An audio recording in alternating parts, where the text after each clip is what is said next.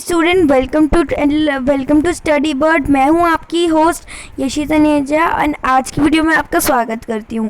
आज की वीडियो में हम पढ़ने वाले हैं एनसीईआरटी इंग्लिश, बहुत ही ज़्यादा फेमस हनी कॉम बुक, जिसका चैप्टर नंबर 1 जिसको लिखा है रशिया के एक बहुत ही फेमस राइटर ने, एक जाने माने राइटर हैं जिनका नाम आप लोगों को अगर पता है चैप्टर पढ़ने से पहले तो आप मुझे बता दीजिए। अगर नहीं पता तो कोई बात नहीं, मैं आपको बता देती हूँ। नाम लियो मैहो है, बहुत ही ज़्यादा लियो टॉल्स्टन है, बहुत ही ज़्यादा फेमस रशियन ये एक राइटर हैं।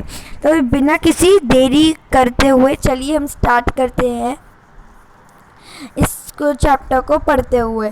तो सबसे पहले इस चैप्टर में जहाँ हम पढ़ते हैं, ये चैप्टर लिखा हुआ है 3 question. So let's start with the first scene of it.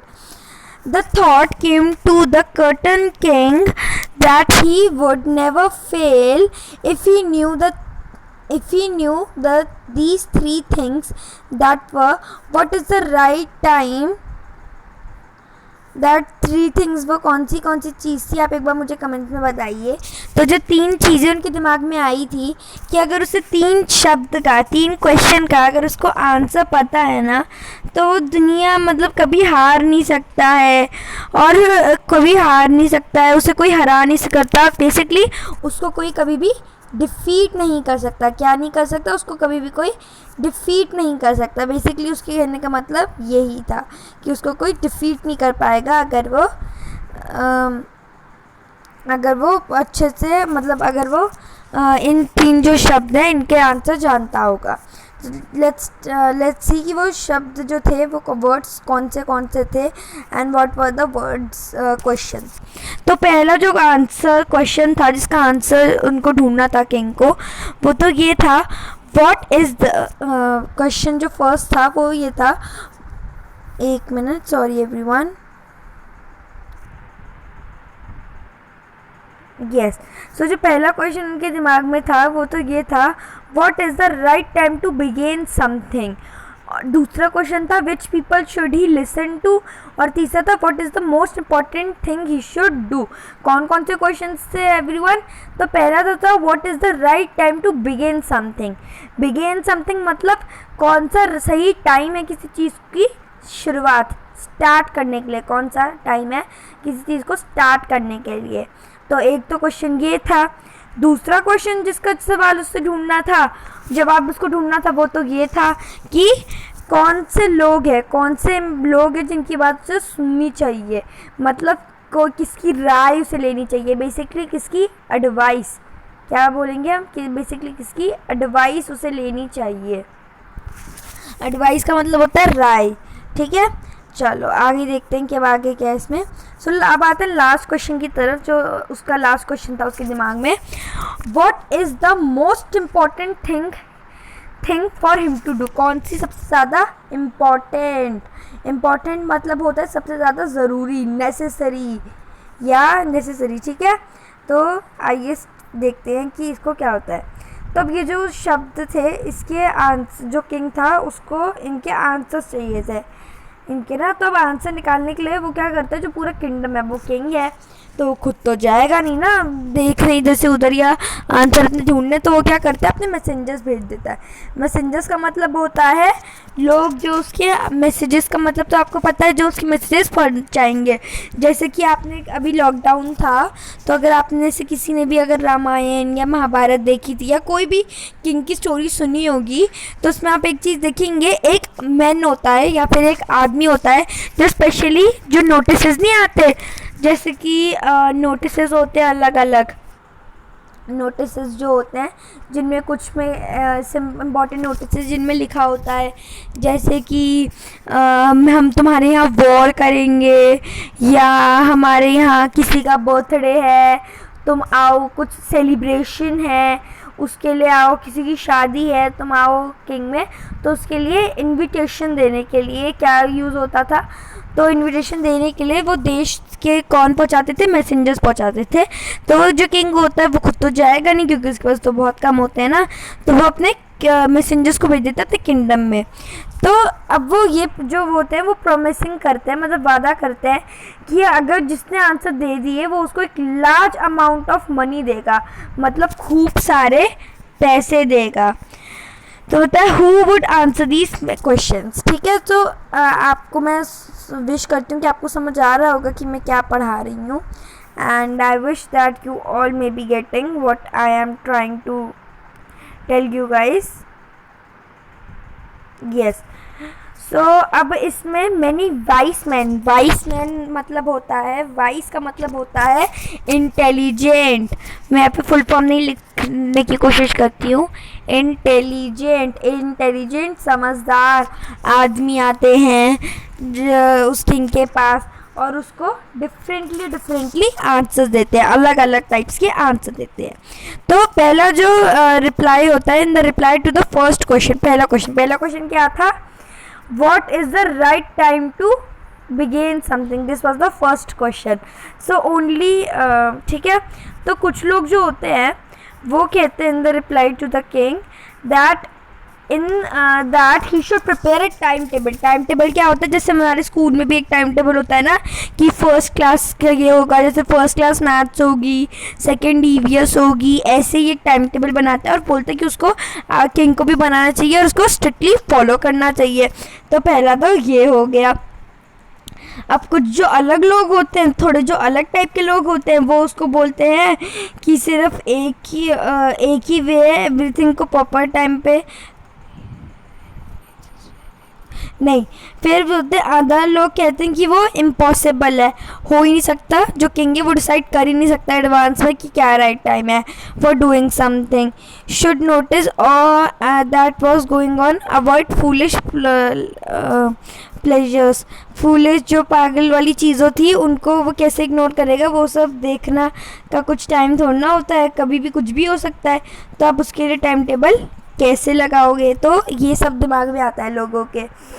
तो एंड थोड़ा सा बड़ा चैप्टर है, सो आई डोंट थिंक कि ये एक ही क्लास में ख़त्म हो पाएगा, सो मुझे शायद 2 क्लासेस लगेंगी, बट आप चिंता मत कीजिए, मैं इसी अगर होगा तो मैं उस क्लास के भी लिंक डिस्क्रिप्शन में इस क्लास का डालूँगी और इस काली क्लास का भी डालूँगी उस वाली में। तो इसमें क्या बात होती है? इसमें बात होती है always do whenever seen necessary at that time। तो वो बोलते हैं कभी भी अगर आपको कोई चीज़ करनी है तो हमेशा उसको तभी करें जब वो चीज़ नेसेसरी हो और उसके टाइम पे, मतलब उसका सही वक्त आने पे ही करनी चाहिए। गेट अदर जो कुछ लोग होते हैं वो क्या बोलते हैं, रिप्लाई देते हैं किंग को, वो रिप्लाई देते हैं that the king needed a counsellor, a wise man who would help him. Counsellor बोलते हैं, कुछ लोग बोलते हैं कि किंग जो है उसको एक ग्रुप ऑफ काउंसलर लगा देना चाहिए वाइस मैन्स का, जो उसकी हेल्प करेंगे कि क्या करना चाहिए उसे प्रॉपर टाइम में। जैसे बड़ी बड़ी बिजनेसमैन की जो प्रॉपर्टीज़ जैसे जो बड़े बड़े बिजनेसमैन होते हैं ना, उनकी बिजनेसमैन होते हैं, सेलिब्रिटीज़ होते हैं, जो सेलेब्स होते हैं, उन लोगों का जब भी कुछ करना होता है तो उनका एक असिस्टेंट होता है जो ही बताता है कि आपकी उसके लिए शूटिंग है या इसके लिए मीटिंग है, वो सब के लिए। ठीक है, काउंसलर का मीनिंग हम इनका देख लेते हैं, यहाँ पर लिखा हुआ वैसे तो काउंसलर का मीनिंग इसमें लिखा है a group of people chosen to give advice और टू मेक रूल्स। एडवाइस जैसे काउंसिल, जैसे पंच परमेश्वर जैसे होता है ना, जैसे पंचायत बैठाई जाती है तो उसका भी हम वही बोलते हैं काउंसिल ही। और कभी जब कोर्ट जाते हैं तो कोर्ट में भी कुछ सुनवाई करने के लिए काउंसिल ऑफ पीपल होते हैं, जब बहुत बड़े केसेस होते हैं तब भी बहुत सारी टाइप्स ऑफ उसको रखा जाता है कि और बहुत सारी टाइप्स ऑफ बहुत सारी टाइप्स ऑफ जजेस को ऐसे। अब कुछ ने तो बोला कि आपको एक काउंसिल रख लेनी चाहिए, फिर अब कुछ ने इसमें भी नानाकारी करनी शुरू कर देती है। कुछ बोलते हैं सेट नो टू दिस, वो क्या बोलते हैं लोग इसको, वो बोलते हैं कि अब ये देखिए, जैसे अगर हम एक काउंसिल बिठा भी लेता है, जो रिंग है वो लोग बाकी बोलते हैं, अब एक काउंसिल वो किंग बिठा भी देता है। काउंसिल होता है काउंसिल होता है एक ग्रुप 6 पीपल्स का, ज़्यादा से ज़्यादा 6 से ज़्यादा 4 पीपल्स का। तो पहले वो 4 बंदे कुछ ना कुछ सोचेंगे, जैसे एग्जांपल 4 बंदे कुछ अलग अलग डिवाइसेस सोच लेते हैं। एक ए चुनता है, एक बी चुनता है, एक सी चुनता है, एक बी चुनता है। अगर अब ये एक चुन ले, तो अगर ये सारे ए चुन ले, ठीक है, तो इनमें काउंसलर्स, ठीक है। पर अब सबने अलग अलग भी चुन रखे हैं ना, किसी ने बी, किसी ने सी, किसी ने डी, ऐसे अलग अलग चुन रखे हैं। तो बिकॉज सबने अलग अलग चुन रखे हैं, तो पहले फिर इनकी लड़ाई हो जाएगी। उनको पहले समझाना पड़ेगा, इनकी पहले फ्रेंडशिप करानी पड़ेगी, है ना, पार्टनरशिप देनी पड़ेगी। उसके बाद जाके सारे पॉइंट्स गिने जाएंगे। उसके बाद अब कोई नेसेसरी चीज़ हो इसमें, अगर कोई बहुत ज़्यादा नेसेसरी है, अब उनको बहुत एकदम से जैसे लड़ाई हो रही है, उनको ये सोचना है कि बंदे भेजने हैं कि नहीं भेजने। कुछ बोल रहे हैं भेज दो, 3 बोल रहे हैं भेज दो, 2 बोल रहे हैं मत भेजो। तो इस वजह से भी लड़ाई हो जाती है। फिर लड़ाई जाएंगे, फिर वो पॉइंट्स गिनने बैठेंगे कि कितने अच्छे पॉइंट्स हैं, बेनिफिट्स क्या है, बेनिफिट्स के बाद डिसएडवांटेज क्या है, वो सब गिनने में भी टाइम लग जाएगा। तो ऐसे ये वाला जो काउंसिल वाला था, इसको सबने कह दिया से नो टू काउंसिल, तो काउंसिल नहीं होगा। थोड़ी सी बड़ी हो रही है आज की वीडियो, ठीक है। अब हो जाते हैं अब कुछ लोग जो होते हैं वो बोलते हैं कि आपको जो किंग है उसको अपना फ्यूचर देख लेना चाहिए, और उसके हिसाब से ही सारी चीज़ का क्या बोलते हैं, प्लानिंग कर लेनी चाहिए।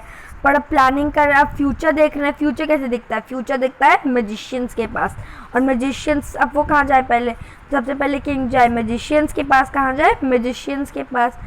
तो पहले वो मैजिशियंस के पास जाएगा, मैजिशियंस पैसे लेंगे, फिर ऐसे ऐसे करके बहुत बड़ा मेथड हो जाएगा। तो इस वाले मेथड के लिए भी ना बोल देते हैं लोग। तो in their answer to the second question क्या था, कौन से लो? Second question was that what is the no which people he should listen to, कौन से लोग हैं जिनके बारे में जो किंग है उसको सुनना चाहिए, कौन की किनकी राय सुननी चाहिए, क्या कौन हमारे जो किंग है उसके लिए इम्पोर्टेंट है, काइंड ऑफ। तो अब इसमें हम जो होते हैं तो कुछ बोलते हैं इन द आंसर, कुछ बोलते हैं कि जो किंग है उसको काउंसलर्स बिठाने चाहिए। काउंसलर्स होते हैं काइंड ऑफ जो उसके वो करे। अब यहाँ पर काउंसलर का मीनिंग क्या लिखा है, मेंबर्स ऑफ द काउंसिल, मतलब ये जो काउंसिल थी ना, कि ये जो हमारी ये वाली काउंसिल थी, इसके जो मेंबर्स होंगे या फिर जो पीपल होंगे, इनके एक पर्सन को बोलेंगे काउंसलर। क्या बोलेंगे? काउंसलर। तो अब बात करते हैं हम इस वाले की। कुछ बोलते हैं काउंसलर्स के लिए, तो काउंसलर तो फिर से मना, क्योंकि फिर काउंसलर्स की भी तो सुननी चाहिए। कुछ कहते हैं पीस्ट क्या होते हैं? पीस्ट होते हैं पंडित, जो पूजा पाठ करते हैं, मांस मच्छी नहीं खाते, शाकाहारी होते हैं, वो होते हैं ब्राह्मण्स, स्पेशली पहले के ज़माने में, और अभी भी होते हैं।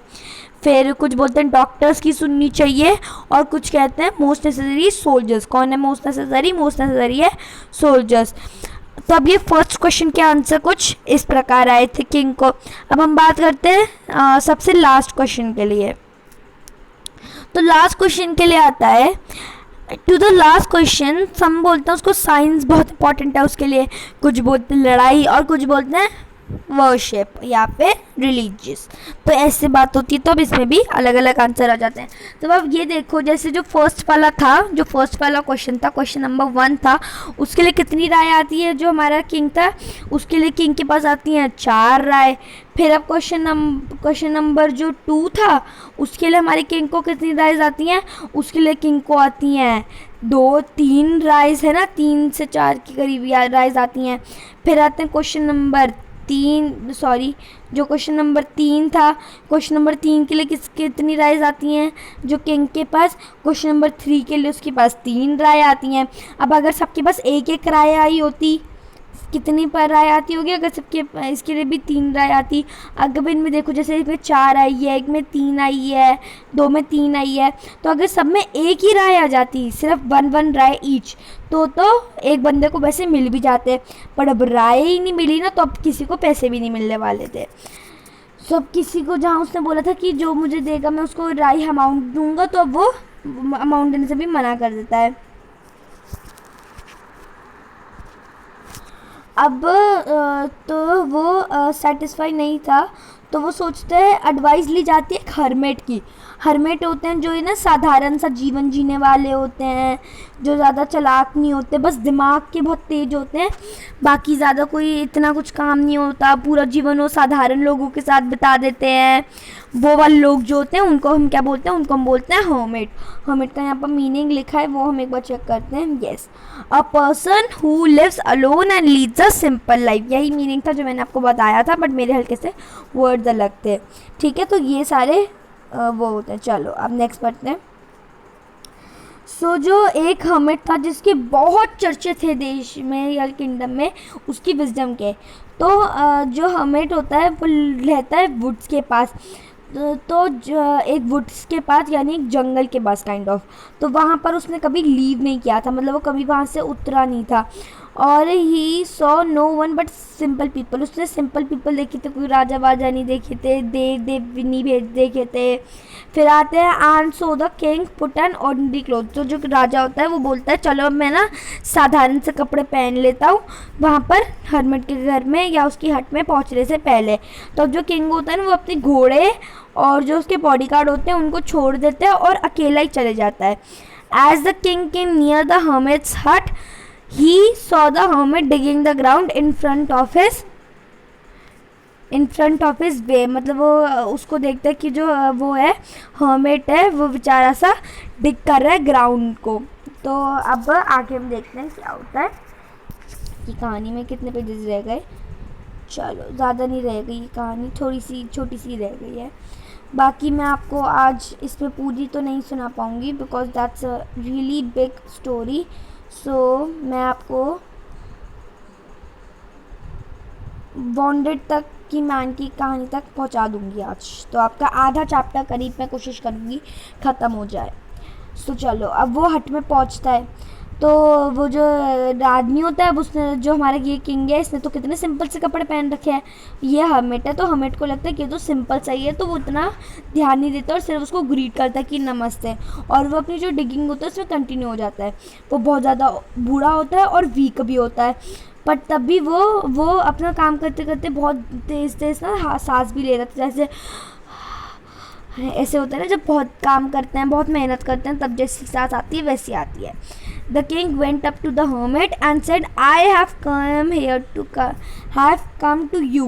वो बोलता है कि मैं तुम्हारे पास आया हूँ, समझदार हर्मिट, समझदार आदमी। तो बोलते हैं to ask you answer my 3 question. वो बोलते हैं मेरे वही 3 आंसर क्वेश्चन को दो। How can I learn to do the right thing at the right time. अब आप ये देखो, ये वाला सेम क्वेश्चन था, कि क्वेश्चन नंबर 1 है who are the people I need most, ठीक है, and what affairs are the importance. अब आप देखोगे ना एक चीज़ इम्पॉर्टेंट अगर आप नोटिस करते हैं इसमें ध्यान लगा के, तो आपको एक चीज़ समझ आएगी, जो पहले की जब ऊपर लिखा गया था ना तब बोलने में और जो सेंटेंस थे उसमें हल्का सा डिफरेंस था, है ना, हल्का सा अलग सा वे था। बाकी अब मैं थोड़ा सा अलग आगे, क्योंकि तब वो राजा की वाणियाँ थी, है ना, राजा के बोलने की थी, और अब जो है ये एक नॉर्मल आदमी के बोलने की है। जल्दी जल्दी पढ़ते हैं। तो वो बोलते थे 8वां 30वां क्वेश्चन उसका रहता है कौन से एफेज हैं जो मुझे बहुत ज़्यादा इंपॉर्टेंट है। जो हर्मिट होता है वो उसको लिसन करता है, उसकी बातें सुनता है, पर उसके कोई जवाब नहीं देता और अपना डिगिंग का काम थक करने लगता है। फिर वो राजा बोलता है तुम तो थक गए होंगे ना, तो मुझे अपनी ये कुल्हाड़ी दे दो और मैं तुम्हारी जगह क्या बोलते हैं, तुम्हारी जगह वो कर लेता हूँ, वो कुल्हाड़ी से डिगिंग कर लेता हूँ, और कुल्हाड़ी से डिगिंग कर लेता हूँ तुम्हारी जगह। वो बोलता है हमें थैंक्स, तो वो देता है गिफ्ट। किंग जो होता है उसको अपनी स्पेड देता है और तब वो ग्राउंड पे बैठ जाता है, ठीक है। चलो वो ग्राउंड पे बैठ जाता है। अफेयर्स का मतलब होता है things matters and business. Things matter and business का मतलब है कि जैसे अब मैं आपको कैसे बताऊँ, जैसे अब मुझे अफेयर्स के लिए कोई प्रॉपर मीनिंग समझ नहीं आ रहा है। बाकी अगर आपके पास कोई इससे अलग है तो आप मुझे ज़रूर कमेंट्स में रख के बताइएगा। तो अभी प्रॉपर तो नहीं मैं कर पाऊँगी पूरा, मैं सोच रही थी बाउंडेड मैन तक ख़त्म करने का, पर मैं इसमें 2 सीन्स हैं, scene number 1 and scene number 2। मैं सीन नंबर 1 तक आपका ख़त्म करने की कोशिश करती हूँ। जो में द किंग होता है वो अपने किंग स्टार्ट करता है डगिंग और 2 बेड्स ढक देता है उसके नीचे। तो वो तो बीच में रुकता है और अपना क्वेश्चन रिपीट करता है। जो हर्मिट है वो अभी भी कोई आंसर नहीं देता और खड़ा होकर उससे अपने हाथ को स्ट्रेच कर लेता है और बोलता है spade now you rest let me work. तो वो जो आदमी है, जो हर्मिट है, वो बोलता है। बट जो किंग है वो अपनी ज़िद पे अड़ गया कि मुझे आंसर दो। तो वो अपना नाक खिलाड़ी देता है और काम करना शुरू कर देता है। 1 घंटा पास हो जाता है। Then another the sun went down behind the trees. जो सन होता है वो ट्रीज़ के अंदर चला जाता है, मतलब सनसेट हो जाता है। जो सनसेट होता है ना, वो हो गया। अब अगर मैं आपको बताऊं तो अभी भी सनसेट का टाइम ही हो रहा है वैसे तो, जब मैं बना रही हूँ आप लोगों के लिए। ठीक है एवरीवन। सो 1 घंटा पास हो जाता है। द सन अब होता है, अब वो क्या करता है एट लास्ट में, जब उसका काम एकदम उसको लगता है कि ख़त्म हो गया, तब वो क्या करता है, जो कुल्हाड़ी होती है उसको ग्राउंड के अंदर ही डाल देता है। And I came to you wise man for an answer to my question. वो बोलता है मैं तुम्हारे पास आया था अपने कुछ क्वेश्चंस का आंसर ढूंढने, पर तुम अगर मुझे कोई आंसर नहीं दोगे ना तो तुम मुझे बता दो, मैं अपने घर लौट जाऊंगा। अब जो किंग सेट होता है, हमें बहुत तेज़ी से बोलता है हियर कम्स समवन रनिंग। तो यहाँ पर हमारा सीन 1 जो होता है वो ख़त्म होता है। अब हम देखते हैं इसमें ये कंप्रेशन चेक। तो इसमें वैसे तो मैं आपको आंसर्स प्रॉपरली एक वीडियो बनाऊंगी separately for the answers, but still आप लोग मेरे लिए एक बार आंसर्स लिखिएगा ज़रूर। तो why did the king want to know answers to the 3 questions. अब इसका आंसर ये है, जो किंग था उसको the king wanted to know the answer of the 3 questions because he think that the person who knows these 3 questions answer he would be the most intelligent और the most wise person and he will never fail. तो अगर वो राजा चाहता था कि मैं कभी fail ना हूँ, इसलिए वो इसके आंसर चुनता है। अब हम कहते हैं मैसेंजर्स वॉज सेंड, सेकेंड वाला messenger was sent through the kingdom. तो वो होता है to fetch wise man, to find answer to the question, to look for the wise hermit, to announce a reward for those who could answer the question. तो इसका ये वाला है, ये 4th वाला। ठीक है, 4th वाला मेरे हिसाब से है। बाकी अगर आपको मेरे हिसाब से तो ये वाला था 4th, क्योंकि अगर आप में से किसी को कोई और लगता है तो आप मुझे ज़रूर कमेंट्स में बताइए कि आपको ये वाला लगता है, एंड मैं डेफिनेटली उसको चेक करूँगी एंड यस मैं आपको बताऊँगी भी बाद में। अब इसमें अब मैं आपको एक रीज़न भी देती हूँ कि क्यों मेरा रीज़न है 4th को चुनने का और इनको नहीं, क्योंकि जो ये 3 है ना, ऐसा नहीं लग रहा कि थोड़े से इनकम्प्लीट से हैं, इनकम्प्लीट लग रहे हैं, इसलिए मैंने उसको मना कर दिया। ठीक है, अभी पढ़ाने के लिए। सो अभी कुछ चलो मैं ख़त्म ही कर ही देती हूँ, क्योंकि ना 23 मिनट्स की तो वीडियो ऑलरेडी हो ही गई है। सो थोड़ी सी लंबी और हो जाएगी तो कोई बात नहीं ना।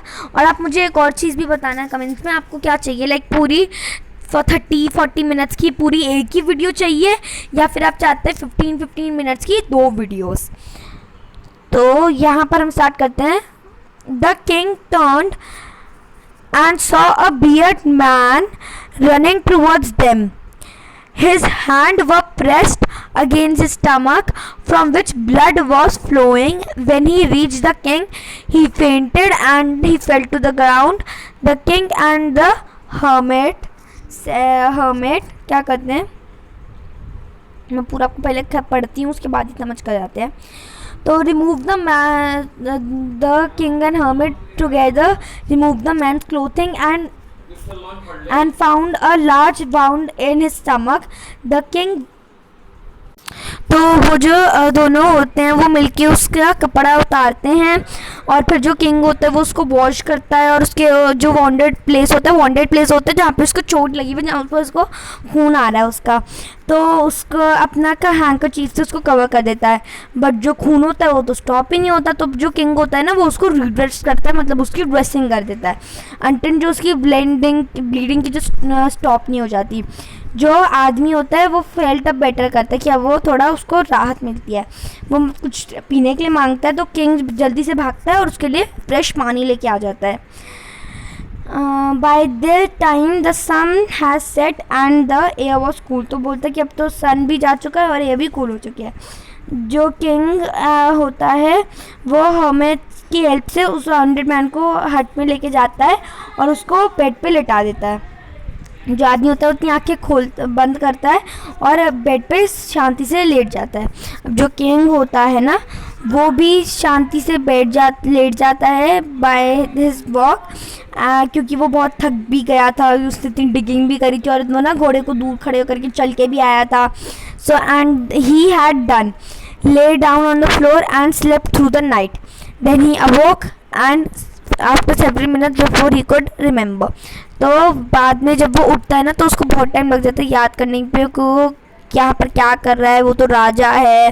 तो ऐसे ही उसको याद करते हैं। तो इसमें आगे जो एक कहानी है ना ये बहुत ही ज़्यादा इंटरेस्टिंग स्टोरी है और मैं आपको नेक्स्ट पार्ट में मिलती हूँ। बहुत जल्दी मिलेंगे हम लोग। शायद ऐसा भी हो सकता है कि इस पार्ट के जाते ही वो दूसरा पार्ट पे आ जाए। Till then everyone stay careful and I will meet you soon with another chapter. Till then इसको पढ़िए, रिवाइज कीजिए एंड बाय एवरीवन।